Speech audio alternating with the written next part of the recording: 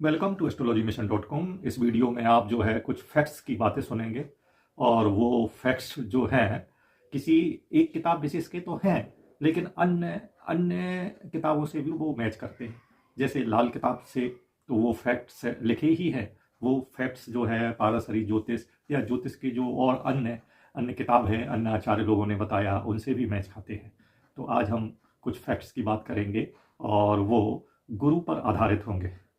तो गुरु में जैसे कहा गया है कि एक लाल किताब का फैक्ट्स है। लाल किताब का फैक्ट्स ये है कि यदि किसी जातक की जो काल पुरुष की कुंडली है, और लाल किताब में उसको कहते हैं, यदि खाना नंबर 5 में सूर्य है और खाना नंबर 10 में गुरु है, तो कहते हैं ऐसे व्यक्ति को जो है स्त्री का सुख नहीं मिलेगा।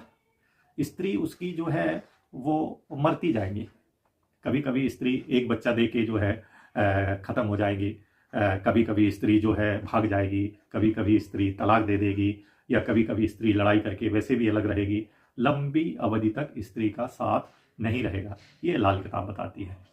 इसमें हम क्या जोड़ना चाहते हैं? इसमें हम ये जोड़ना चाहते हैं, इसमें खास तौर से गुरु का बताया है कि यदि गुरु खाना नंबर 10 में है तो ये फल उस जातक को जरूर मिलेंगे।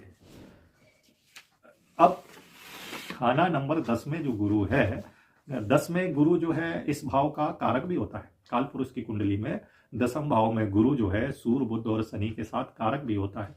तो इसमें एक सूत्र आया है, कारको भाव नास्यति कारको भाव जास्यति। एक सूत्र है कि कारक जो है उस भाव, ग्रह जिस भाव का कारक होता है, यदि उस भाव में ग्रह है तो उस भाव की हानि कर देता है। अच्छा, एक बात। दूसरी चीज, एक सूत्र और इसमें अप्लाई होता है। क्या सूत्र स्थाव होता है? स्थान हानि करो जीवा, स्थान वृद्धि करो शनि।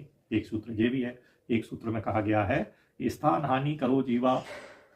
जीवा माने गुरु, कि गुरु जहां भी होता है, जहां बैठा होता है, उस भाव की हानि करता है। तो ये एक बात हो गई कि यदि गुरु काल पुरुष की कुंडली के 10वें भाव में बैठा है तो 10वें भाव की हानि करेगा। एक बात हो गई। दूसरी बात ये हो गई कि कारको भाव नाश्यति, कि ग्रह जिस भाव का कारक होता है, यदि उस भाव में बैठता है तो उस भाव की हानि करता है। तो गुरु 10वें भाव में बैठा है तो 10वें भाव की हानि करेगा। ये दूसरी बात हो गई। तीसरी बात, लाल किताब डंके की चोट पर कहती है कि गुरु यदि 10वें भाव में है, गुरु यदि 10वें भाव में है तो ये निश्चित रूप से जो है फाइनेंशियल क्राइसिस दे देगा। उस व्यक्ति को हर कार्य में घाटा लगेगा।